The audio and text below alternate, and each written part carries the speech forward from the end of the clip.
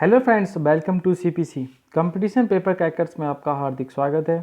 तो फ्रेंड्स, आज का जो हमारा टॉपिक है वो केंद्रीय मंत्रिमंडल है। इसके बारे में आप चर्चा करेंगे। बाद में हम इसके एक टेस्ट सीरीज भी लगाएंगे जो हमने समझा और जो एग्जाम में काफ़ी बार पूछे गए क्वेश्चन हैं वो हम उस टेस्ट सीरीज के माध्यम से लगाएंगे, जिससे कि आपके आने वाले एग्जाम में अगर कोई भी क्वेश्चन केंद्रीय मंत्रिमंडल से आता है तो आप उसे ईजिली सॉल्व कर पाएंगे। इससे पहले केंद्रीय मंत्रिमंडल स्टार्ट करने से पहले अगर आपने कल की वीडियो नहीं देखी है प्रधानमंत्री उप प्रधानमंत्री की, तो आप हमारे YouTube channel competition paper crackers में जाकर वो वीडियो देख सकते हैं और लाभ उठा सकते हैं। स्टार्ट करते हैं केंद्रीय मंत्रिमंडल। केंद्रीय मंत्रिमंडल की अगर हम बात करें तो जैसे कि हमें पता है कि भारत में जो संसदीय व्यवस्था है वो दो प्रकार की है। एक तो नाम मात्र की कार्यपालिका और एक वास्तविक कार्यपालिका। नाम मात्र की कार्यपालिका जिसका अध्यक्ष कौन होता है? राष्ट्रपति होता है। और वास्तविक कार्यपालिका जिसका अध्यक्ष कौन होता है? प्रधानमंत्री होता है। नाम मात्र की कार्यपालिका मतलब राष्ट्रपति को कुछ कार्य दिए जाते हैं जिनका जो उपयोग करता है कौन करता है? वो राष्ट्रपति करता है। मतलब वास्तविक शक्ति किसके पास होती है? वो किसके पास होती है? प्रधानमंत्री के पास होती है। जो संसदीय व्यवस्था है कहाँ से ली गई है हमारी? वो ग्रेट ब्रिटेन से ली गई है। यह एग्जाम में क्वेश्चन काफ़ी बार पूछा गया है। अब हम बात करते हैं मंत्रिपरिषद की। हमारी राजनीतिक और प्रशासनिक व्यवस्था की मुख्य कार्यकारी अधिकारी मंत्रिपरिषद होती है, जिसका नेतृत्व कौन करता है? प्रधानमंत्री करता है।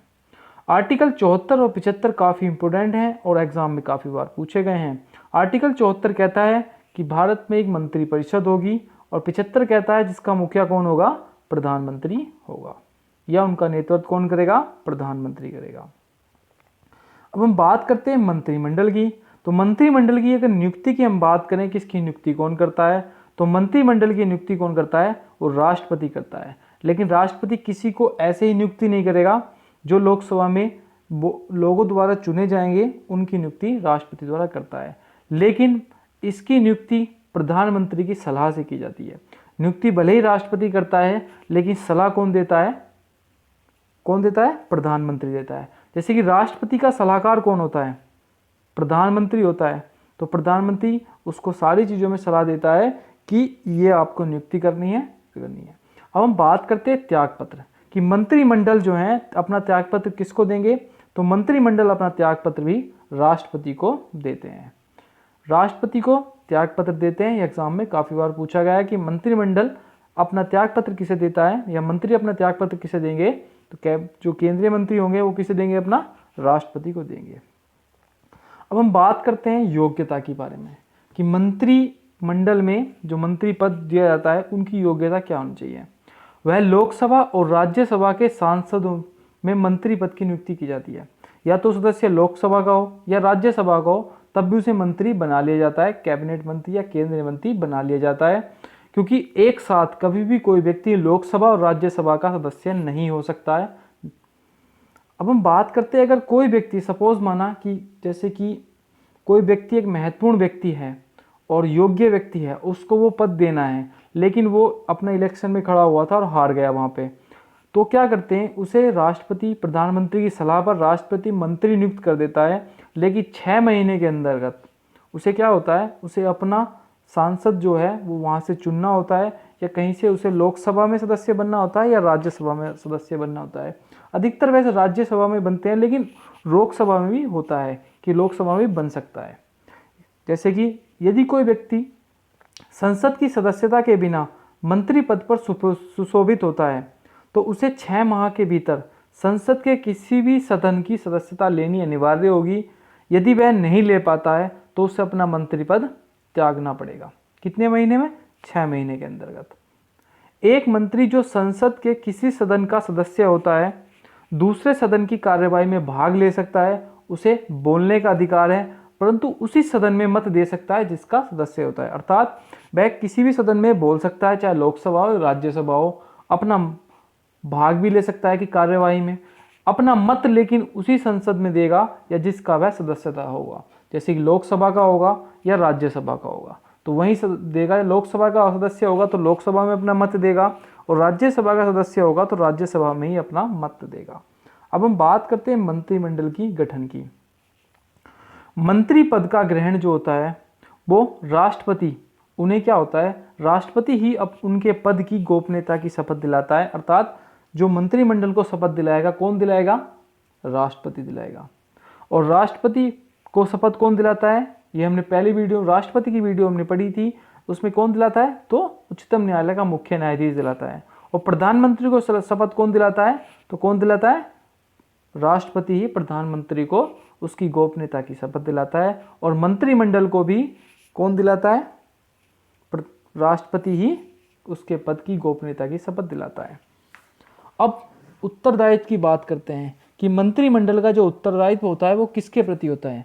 तो उत्तरदायित्व जो होता है वो लोकसभा के प्रति उत्तरदायित्व होता है, क्योंकि यह जनता द्वारा चुनी हुआ सदन होता है। क्या सदन होता है, कि उनका जो है चुना हुआ सदन होता है लोकसभा। इसलिए जो मंत्रिमंडल का जो उत्तरदायित्व होता है वो किसके प्रति होता है, लोकसभा के प्रति उत्तरदायित्व होता है। अब हम बात करते हैं कि जो मंत्रिपरिषद होती है उसमें मंत्री जो होते हैं उनके जो डिपार्टमेंट होते हैं, जैसे गृह मंत्री है उसको रक्षा मंत्री देता है, तो कौन देता है, वो राष्ट्रपति देता है। लेकिन किसकी सलाह पर, वो प्रधानमंत्री की सलाह पर। मतलब मंत्रालय में फेरबदल कर सकता है, लेकिन राष्ट्रपति कर सकता है, लेकिन किसकी सलाह पर, प्रधानमंत्री की सलाह पर। तो फ्रेंड्स, अब हम स्टार्ट करते हैं केंद्रीय मंत्रिपरिषद एवं मंत्रिमंडल में अंतर। ये एग्जाम में काफ़ी बार पूछा गया है, कि मतलब एग्जाम में भी नहीं पूछा गया, लेकिन बेसिकली पता होना चाहिए कि केंद्रीय मंत्रिमंडल और मंत्रिमंडल में क्या होता, अंतर क्या होता है। तो केंद्रीय मंत्रिमंडल में 3 प्रकार के मंत्रिमंडल होते हैं। नंबर 1 कैबिनेट मंत्री होते हैं, नंबर 2 राज्य मंत्री होते हैं, और नंबर 3 उप मंत्री होते हैं। कौन कौन, नंबर 1 कैबिनेट मंत्री, नंबर 2 राज्य मंत्री, नंबर 3 उप मंत्री होते हैं। अब हम बात करते हैं कैबिनेट मंत्री की। कैबिनेट मंत्री कौन होते हैं, ये किस प्रकार कार्य करते हैं, इस चीज़ पर हम चर्चा करेंगे। कि जो कैबिनेट मंत्री होते हैं इन्हें एक महत्वपूर्ण पद दिया होता है, जैसे कि गृह मंत्रालय दिया होता है, विदेश मंत्रालय, वित्त मंत्रालय, रक्षा मंत्रालय, ये एक महत्वपूर्ण पद दिया जाता है। तो ये कौन कहलाते हैं, कैबिनेट मंत्री कहलाते हैं। अब हम 2 पर बात करते हैं, राज्य मंत्री की। यह 2 प्रकार के होते हैं। एक तो कैबिनेट मंत्री के सहायक होते हैं, कौन, राज्य मंत्री, और एक स्वतंत्र प्रसार दिया जाता है, मतलब कोई स्वतंत्र डिपार्टमेंट दिया जाता है उन्हें, तो ये होते हैं राज्य मंत्री। अब हम बात करते हैं उप मंत्री की। इन्हें मंत्रालय का स्वतंत्र प्रभार नहीं दिया जाता। इन्हें कैबिनेट में राज्य मंत्री द्वारा उनके प्रशासनिक, राजनीतिक, संसदीय कार्यों की सहायता के लिए नियुक्त किया जाता है। उप मंत्री को क्या किया जाता है कि इन्हें कैबिनेट मंत्रालय के सहायता के लिए, उन्हें और राज्य मंत्री की सहायता के लिए, उनकी राजनीतिक, संसदीय कार्यों में सहायता के लिए उन्हें नियुक्त किया जाता है, उप मंत्री को। तो ये हमने जाना कि जो केंद्रीय मंत्री होते हैं 3 प्रकार के होते हैं। अब केंद्रीय मंत्री जैसे कि लोकसभा में 545 सीटें हैं, उनमें कितने मंत्री होंगे। तो पहले तो क्या होता था, मूल संविधान में इसकी कोई योग्यता नहीं होती थी कि, योग्यता नहीं मतलब इसका कोई वर्णन नहीं था कि कितने भी मंत्री चुन लिए जाते थे। लेकिन 91वें संविधान संशोधन 2003 द्वारा जो 15, जैसे कि हमने माना 545 सीटें हैं, उसका 15% ही मंत्री चुने जाएंगे। कितने, 15%, चाहे वो कैबिनेट में हो, राज्य मंत्री हो या उप मंत्री हो। ये लोकसभा में से कितने, 15% ही मंत्री चुने जाएंगे। अब हम बात करते हैं केंद्रीय मंत्रिपरिषद और मंत्रिमंडल के अंतर के बारे में, कि केंद्रीय मंत्रिमंडल और केंद्रीय मंत्रिपरिषद में क्या होता है। जो केंद्रीय मंत्रिपरिषद होती है इसमें प्रधानमंत्री, राज्य मंत्री और कैबिनेट मंत्री एवं उप मंत्री होते हैं। तो केंद्रीय मंत्रिपरिषद में कौन कौन होगा, प्रधानमंत्री होंगे, राज्य मंत्री होंगे, उप मंत्री होंगे, ये होंगे प्रधानमंत्री। और मंत्रिमंडल में क्या होता है, ये कैबिनेट में क्या होता है, इसमें प्रधानमंत्री और मंत्रिमंडल दोनों होते हैं। कैबिनेट मंत्री होते हैं और प्रधानमंत्री होते हैं, क्योंकि प्रधानमंत्री एक बिजी पर्सन होता है, उस कभी कभी क्या होता है सारों की बैठक एक साथ नहीं ले पाते, तो इसलिए मंत्रिमंडल के नियुक्त करते हैं कि वे कैबिनेट मंत्री ही प्रधानमंत्री के साथ लेकर एक महत्वपूर्ण जो क्या होगा कोई फैसला लेते हैं, उसे कहते हैं मंत्रिमंडल। अब केंद्रीय मंत्रिपरिषद का आकार तो बड़ा होता है, क्योंकि उसमें प्रधानमंत्री होते हैं, राज्य मंत्री होते हैं, उप मंत्री होते हैं, कैबिनेट मंत्री होते हैं। इसमें कम से कम भी 70 से 75 मंत्री होते हैं, और मंत्रिमंडल का आकार इसलिए छोटा होता है क्योंकि इसमें कैबिनेट मंत्री होते हैं, 14 से 15 मंत्री कैबिनेट में होते हैं और प्रधानमंत्री होते हैं। केंद्रीय मंत्रिपरिषद कम शक्तिशाली होती है और मंत्रिमंडल जो होता है अधिक शक्तिशाली होता है। केंद्रीय मंत्रिपरिषद इसलिए शक्तिशाली कम होती है क्योंकि जो मंत्रिमंडल होता है वही जब वो एक महत्वपूर्ण फैसला ले लेते हैं तो वो केंद्रीय मंत्रिपरिषद की बैठक लेते हैं और उनको ये एजेंडा बताते हैं कि हमारी सरकार का ये एजेंडा है और हम इस तरह से 5 साल जो है अपना शासन चलाएंगे। इसलिए जो महत्वपूर्ण फैसला को लेते हैं मंत्रिमंडल लेता है, प्रधानमंत्री और कैबिनेट मंत्री। अब एक होता है किचन कैबिनेट। ये एग्जाम में काफ़ी वैसे एग्जाम में पूछा तो नहीं गया लेकिन आपको पता होना चाहिए कि किचन कैबिनेट भी होती है कि किचन मंत्रिमंडल। ये शब्द जो है मीडिया द्वारा दिया गया है। किसके द्वारा दिया गया है? मीडिया द्वारा। क्या होता था कि कभी कभी जो पहले जो होता था कि जो प्रधानमंत्री होता था अपने आवास पे बुला लेता था और चाय पीते हुए कुछ अपने जो हितैषी होते थे, जो मंत्री होते थे, उनके साथ कोई एक महत्वपूर्ण फैसला ले लेता था। इसलिए मीडिया द्वारा नाम दिया गया था किचन कैबिनेट। अब स्टार्ट करते हैं जो एग्जाम में काफ़ी बार एग्जाम क्वेश्चन पूछे गए हैं केंद्रीय मंत्रिमंडल से, उसके बारे में हम विस्तार से चर्चा करते हैं। तो पहला क्वेश्चन हमारा इस प्रकार है कि 15 अगस्त 1947 को केंद्र में मंत्रालयों की संख्या कितनी थी? तो वैसे ये क्वेश्चन एग्जाम में काफ़ी बार तो नहीं, 1-2 बार आया है, एसएससी में आया है कि 18 मंत्रालय थे, क्योंकि 15 अगस्त को जरूर पता होना चाहिए कि केंद्र में मंत्रालय की संख्या कितनी थी। तो आपको याद होना चाहिए कि 18 मंत्रालय थे उस टाइम। यदि एक मंत्री के विरुद्ध अविश्वास पारित कर लिया जाए तो पूरी मंत्रिमंडल को त्यागपत्र देना होगा। क्योंकि क्या होता है कि इसलिए त्यागपत्र देना होगा क्योंकि ये सारे एक चैन से जुड़े हुए हैं। जैसे कि प्रधानमंत्री होता है, उसके ऊपर क्या होगा? कैबिनेट मंत्री होंगे, उसके ऊपर राज्य मंत्री होंगे, उसके ऊपर उपमंत्री होंगे। जैसे कि ये पीएम हो गया, उसके ऊपर क्या होता है? कैबिनेट मंत्री होते हैं, उसके ऊपर राज्य मंत्री होते हैं, उसके ऊपर उपमंत्री होते हैं। ये एक पूरा सर्कल है। अगर आपको एक व्यक्ति पर आपने अविश्वास प्रस्ताव पारित हो गया तो पूरी मंत्रिमंडल को क्या होगा? क्या देना होगा? त्यागपत्र देना पड़ेगा। स्वतंत्र भारत के प्रथम कानून मंत्री कौन थे? तो डॉक्टर भीमराव अंबेडकर जो थे स्वतंत्र भारत के प्रथम कानून मंत्री थे। और प्रारूप समिति के अध्यक्ष कौन थे? डॉक्टर भीमराव अंबेडकर भी थे। संविधान किसने बनाया था? तो डॉक्टर भीमराव अंबेडकर ने ही की अध्यक्षता ने की जो प्रारूप समिति गठन हुआ था उसकी अध्यक्षता ने जो है संविधान बनाया था।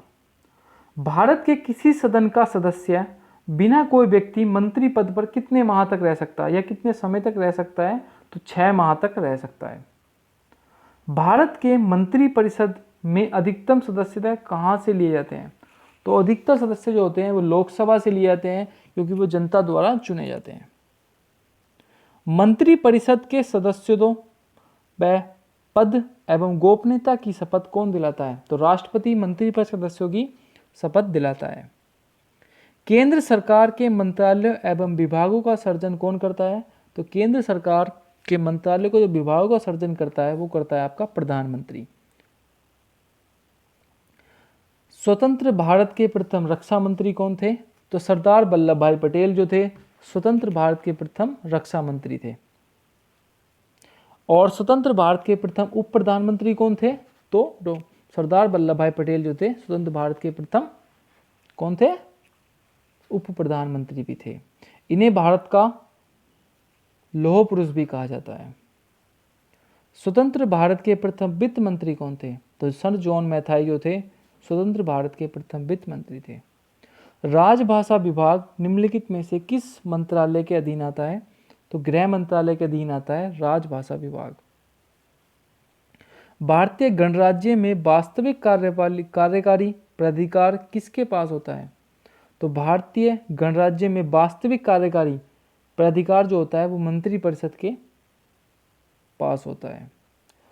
भारतीय संविधान के अनुसार केंद्रीय मंत्री किसकी इच्छा रहने तक पद संभालेंगे? राष्ट्रपति की इच्छा पद रहने तक पद संभालेंगे, लेकिन राष्ट्रपति ऐसे ही किसी को उसे पद से नहीं हटा सकता जब तक कि प्रधानमंत्री उसे सलाह नहीं दे सकता। जब तक प्रधानमंत्री सलाह देता है तभी राष्ट्रपति उसे हटा पाएगा। संविधान के किस अनुच्छेद में मंत्रिपरिषद की नियुक्ति का प्रावधान है? तो आर्टिकल 74 में। छाया मंत्रिमंडल की रीति कहाँ शुरू हुई थी? तो छाया मंत्रिमंडल ग्रेट ब्रिटेन में शुरू की गई थी। ये एग्जाम में काफ़ी बार पूछा गया कि छाया मंत्रिमंडल कहाँ से लिया गया है, तो ग्रेट ब्रिटेन से लिया गया है। और हमारी संसदीय व्यवस्था भी कहाँ से ली गई है? ग्रेट ब्रिटेन से ली गई है। ये बात आपको ध्यान रखनी है। यथार्थ कार्यपालिका की समस्त सत्ता किस में निहित होती है? तो किस में निहित होती है? मंत्रिपरिषद में। संघीय मंत्रिपरिषद के मंत्री किसके प्रति उत्तरदायी होते हैं? तो अभी हमने पढ़ा, ये लोकसभा के प्रति उत्तरदायी होते हैं। तो फ्रेंड्स, इसी के साथ हमारा केंद्रीय मंत्रिमंडल एवं मंत्रिपरिषद आप समाप्त होता है। आपको वीडियो कैसी लगी हमें कमेंट बॉक्स में ज़रूर लिख के बताएं। हमारे चैनल को प्लीज़ सब्सक्राइब कीजिएगा और हमारी वीडियो देखने के लिए आपको थैंक्स फॉर वॉचिंग। फिर मिलते हैं। जय हिंद, जय भारत।